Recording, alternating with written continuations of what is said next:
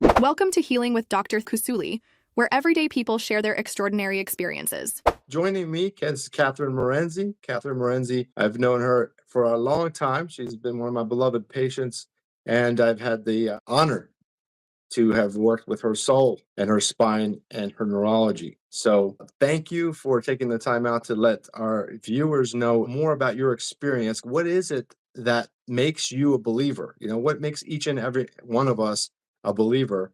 And maybe they'll also kind of rekindle their memory in their soul and their spirit for them to go ahead and come back to God and say, you know what, I do need to look internally a little bit deeper for that connection, so I don't feel so lost and so vulnerable in this world, and know that God is here with me in every breath that I'm taking. So let me ask you straight off the bat. I'm going to put you on the hot seat. Why do you believe in God? I've always believed in God. As long as I can remember, as young as I can remember any memory, I have always had a knowing, a deep knowing that there was something bigger and beautiful. I know that you said that you believe in God, but why do you believe in God? This world, this universe is so magnificently beautiful. And I look Mhm. around and I feel the blessings. I see the beauty. And I was born knowing that there is something bigger than me. And what would you tell somebody who's a doubter, who's like 100% saying you're believing in the fairy tale, you're believing in the Sky Daddy, and they mock Christ, they mock Jesus, they mock God, they mock the Trinity, they mock maybe your religion. I know we're both Greek Orthodox. What would you say to somebody like that? When my husband was in the room when Lanfranco and Aurelia were born, I can see in his eyes and I can feel his heart break open at the birth of our children. And I believe that's when he believed that there was a God. The beauty of birth is so extraordinary and miraculous that only God, the presence of God, can match the love that we felt then. Well, so you're saying your husband is not a non-believer or was a non-believer. I believe that he was neutral. And when Lanfranco and Aurelia were born, it solidified that there was a force, there was love bigger than us. Well, what is the one, and this is the question I ask all guests, is what is the one situation or one event in your life that made you go from, maybe there's a God, to there's definitely a God. What is for you the situation in your life? I know that you're a mother. I know you have children, and a lot of the mothers and fathers would say that that is the timing of their life, that they know for a fact that something bigger than themselves exists. But what is it for you, Kathryn? If you had to say, this is when I knew God answered my prayers, or I knew that God was a real thing. It's my deep knowing that I can't explain, that I just feel his love and his presence within my heart and soul. And I pray, I contemplate, I meditate, and I hear little whispers. And the timing of it is so synchronistic. There have been a few situations where I feel that my life was spared. So I went into a Okay. deep contemplation as a result. And actually, even in the moment, I'm from Indiana. My father's from Cyprus, my mom is from Athens. And I went home when I was at Purdue, and I was on an old farm road and I was driving faster than I should have. And there was not a car for miles, and I was at an intersection and I didn't see that there was a stop sign, and there might not have been. And I blew through the stop sign and a car came out of nowhere. And at that moment I felt I should have perished. I had a deep feeling that I was spared because I felt that God had reasons for me not to perish at that moment. I felt that I had gifts that I had been bestowed upon and that I needed to live so that I could share these gifts with the world. And that feeling was, I was pretty young. I was probably 18, 19 years old. And Mhm. I'll never forget that. And I have other events where I was at a crossroads and I felt God's presence. It's just a knowing. And I don't really know how to explain it, but it's bigger than me. And I Can also, you please try to describe it, like what you felt? You know, it's important to tell people what your situation is, uh, pertaining to those moments, so that they can also say, you know what, that time I felt that too, and that's what that was. You know, a lot of times people kind of like brush it off and say, oh, it was just luck. You know, like for your instance, you know, it wasn't luck that you were supposed to continue living. So what tell maybe take us through that moment that you thought you were about to die. there was just something that washed over me when I knew that I was spared.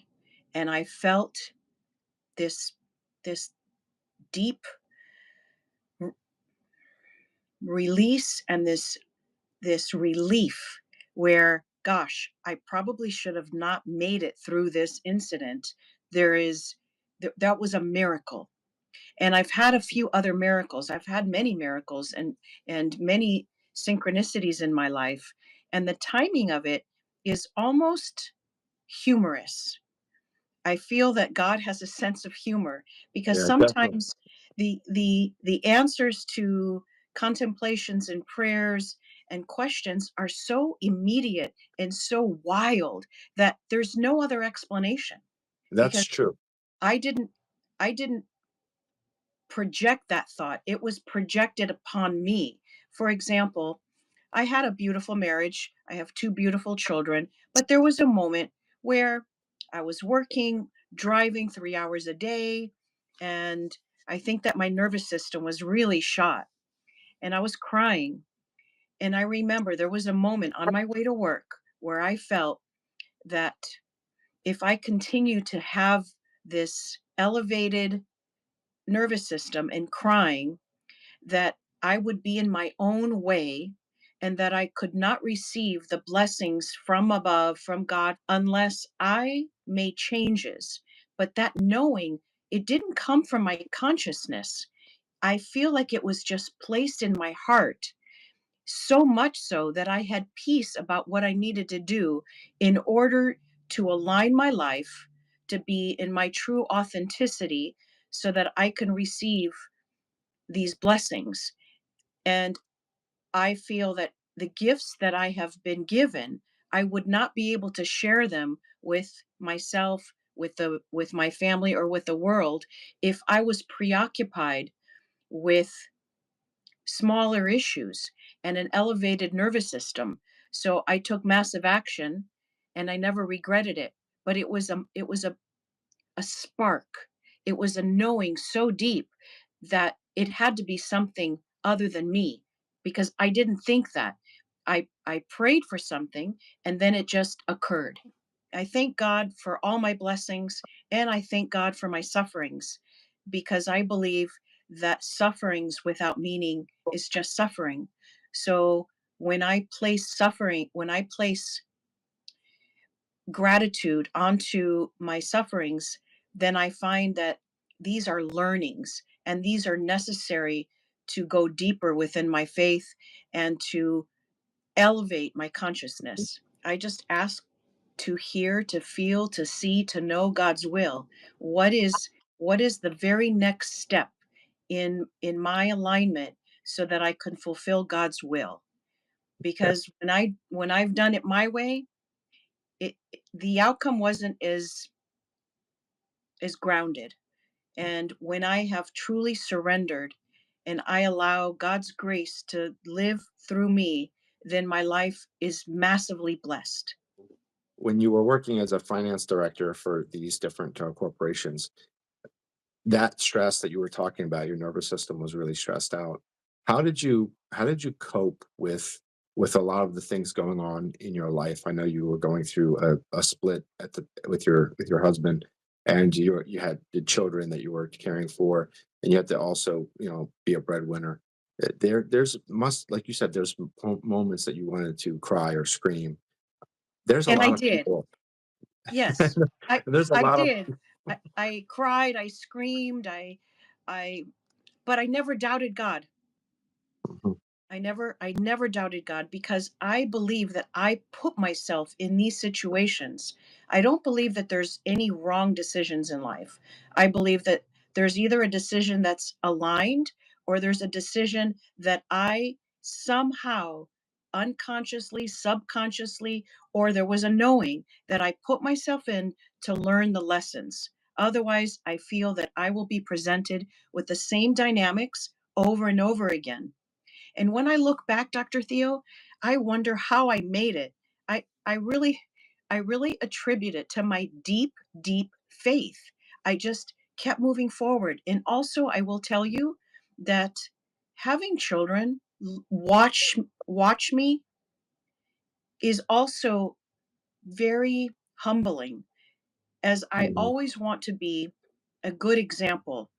I believe in walking the talk. Now, I'm not perfect. I am a work in progress, but I have been on a beautiful spiritual journey as long as I can remember. Maybe I didn't know that I was in my early days. It wasn't really until I took your classes that my whole world opened up.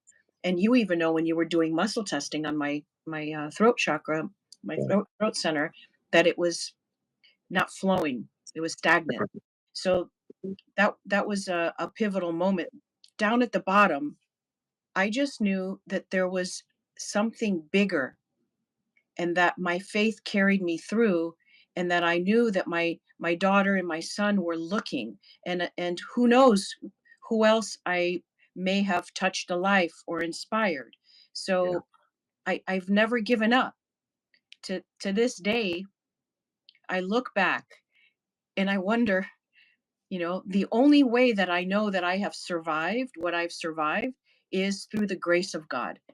When I dated this beautiful man, and unfortunately, I found out after I had already been in love that he was married.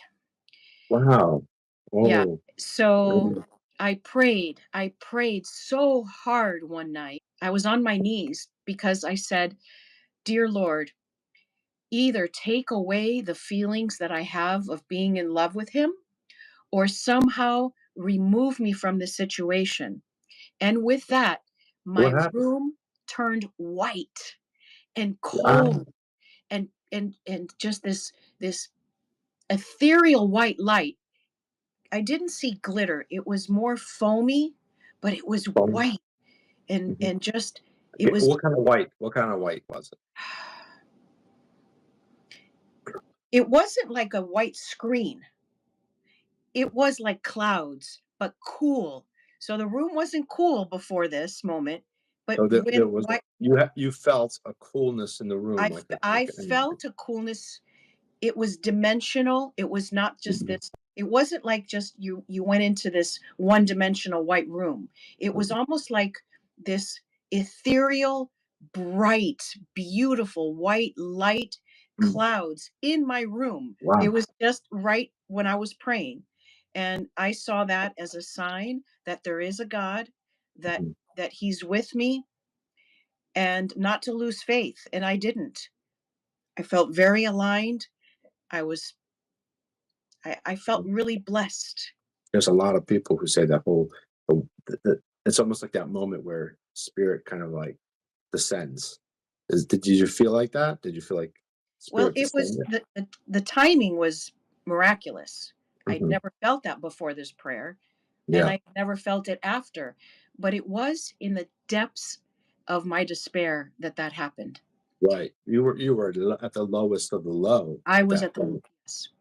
Yeah. And to think that and to feel that, like, you don't wanna be involved with a married man. I mean, that's obviously a sin.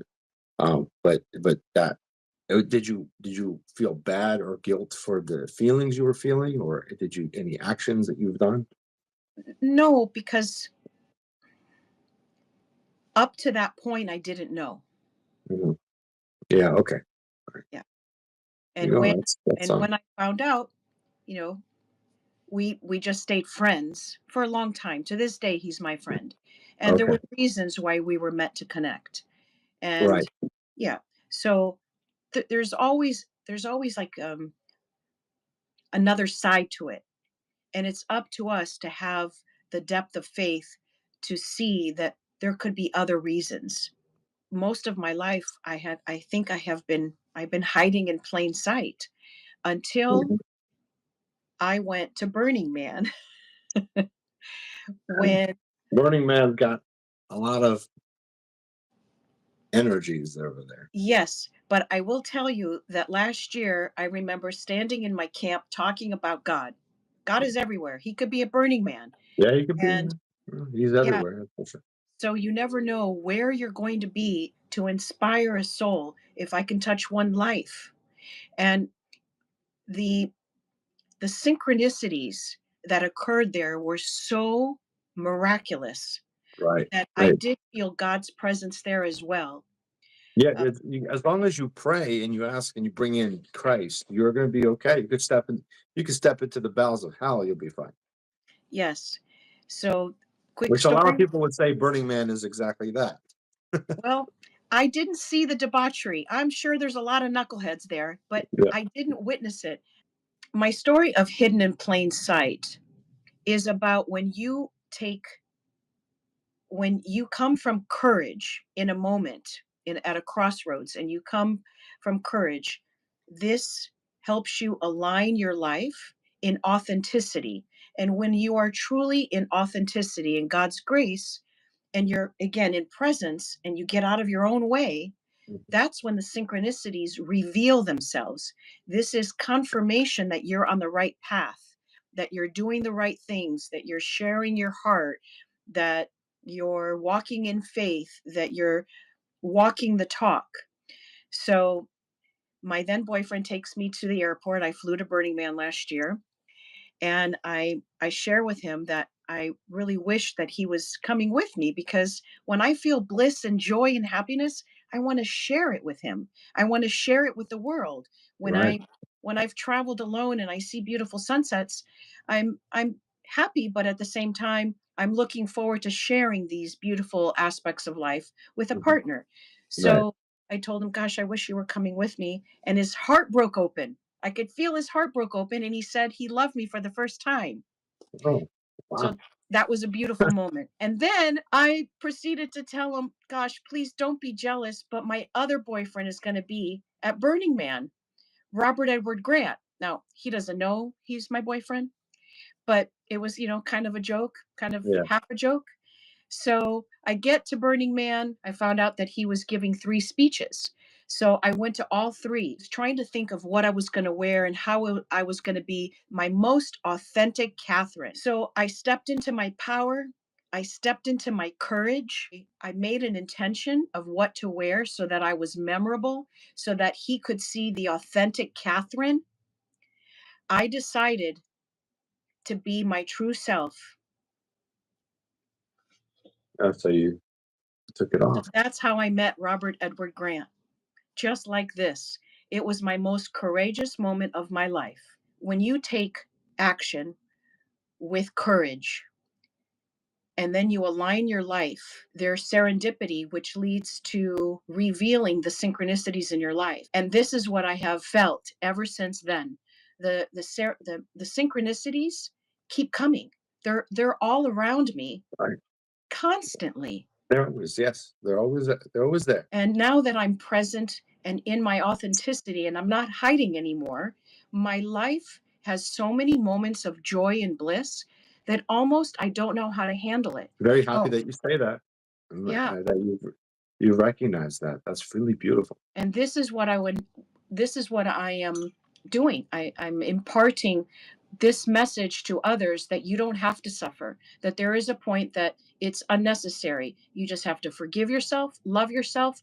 What is this teaching me? And then learn the lesson so that you can move on to something better and serve others and pay it forward because they're going to pay it forward.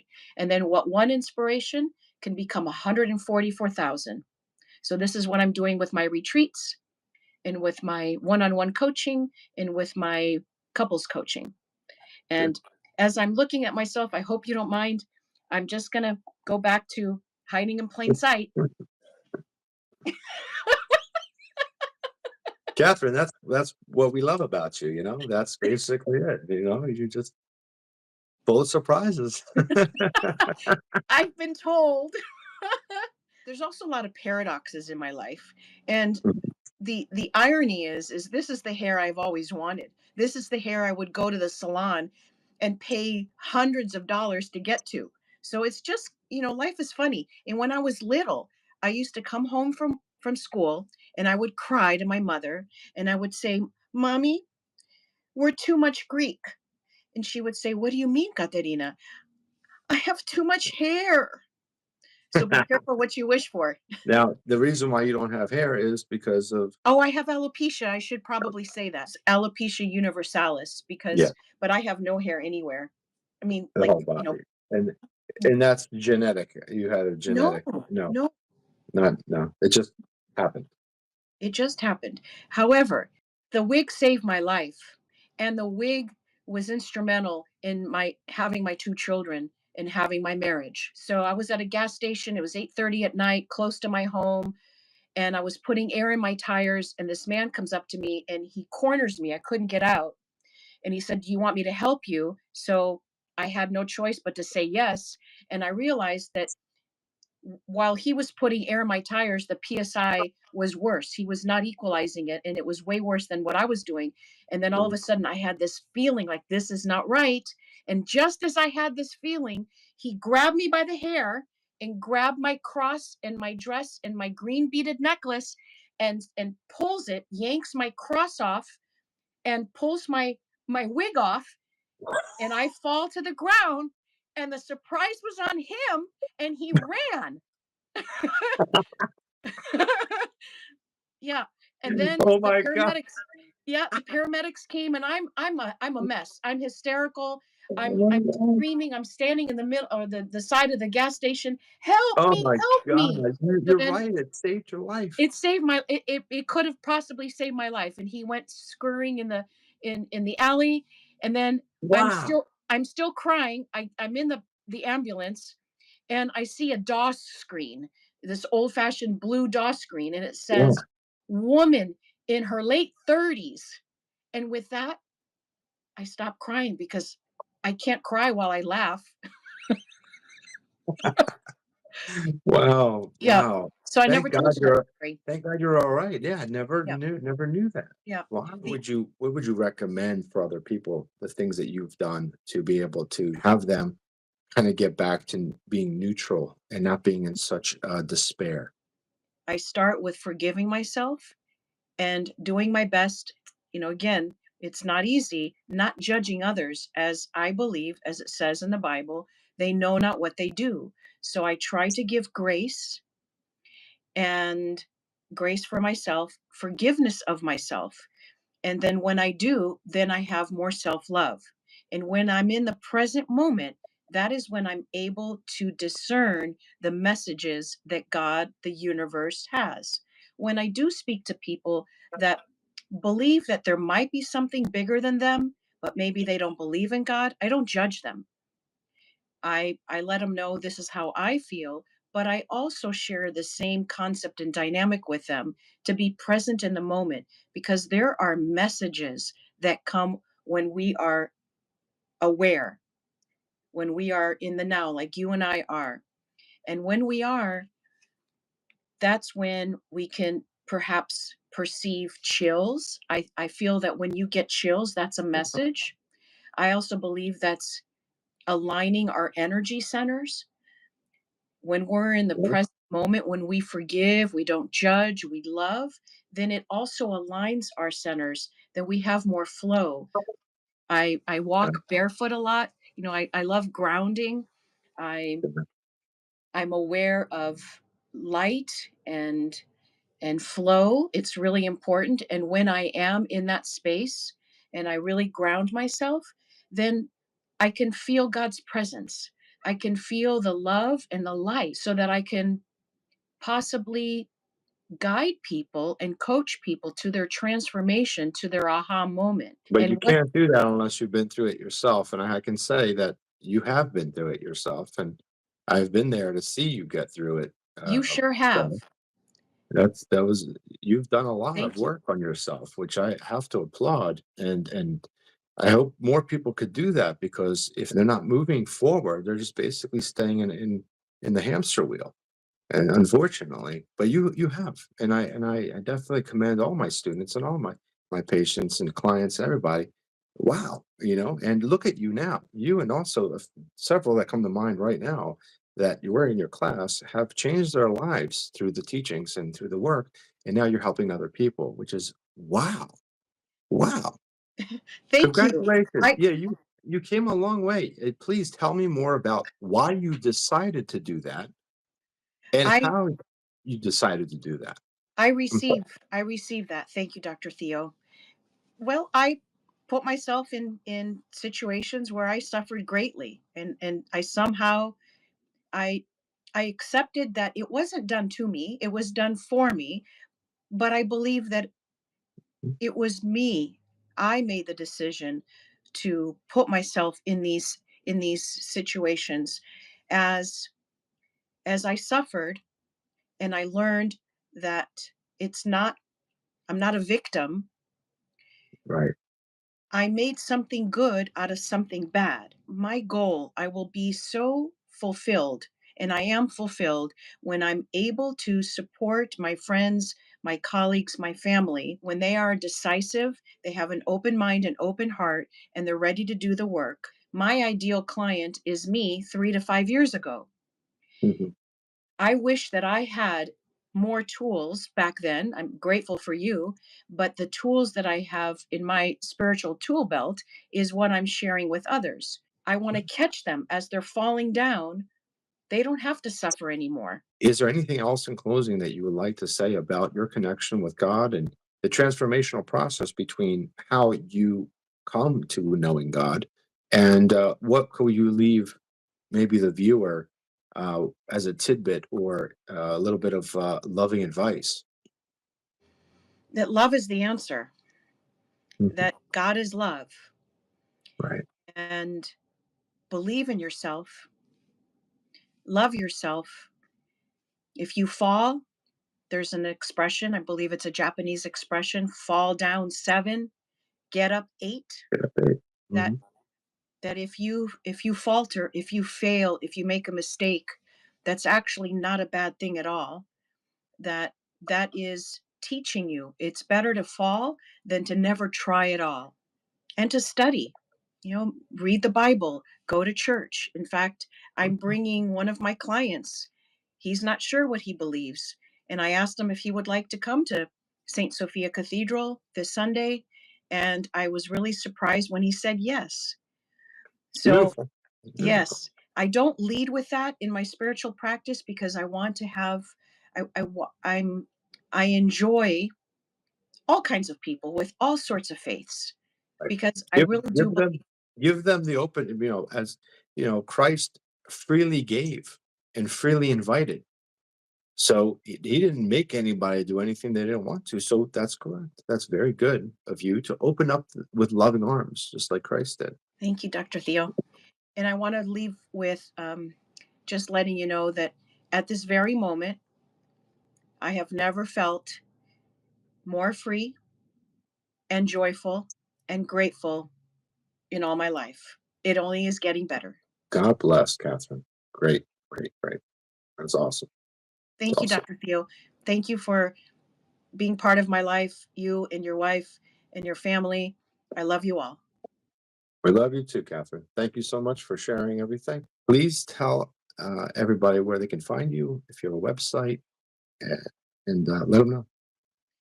I have a website. It's thespace.love. My Instagram is thespacelove. I have a TikTok. I have an avatar. I If you have like my to be Kathryn if you like to Marenzi. be helped, yeah, if you like to be helped by Kathryn Marenzi, definitely give her a hello and add her on your Instagram, right? Instagram, Twitter, all that stuff. I'm I don't have my spiritual business on Twitter, but I also facilitate spiritual life coaching, bioenergy healing, and my first session is complimentary. Just mention Dr. Theo and this podcast. Okay, that's beautiful. I'm happy to It's great. share with you to see if there's chemistry and connection between the two of us. Okay. So, thank you, everybody. Thank you, Dr. Theo. I'm Very very, welcome. Thank you very so grateful. much.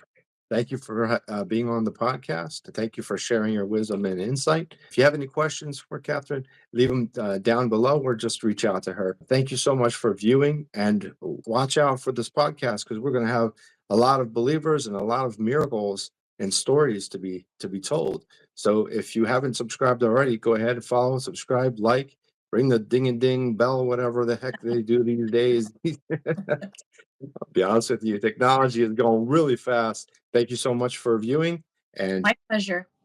I'm God bless. honored. Thank you. God bless.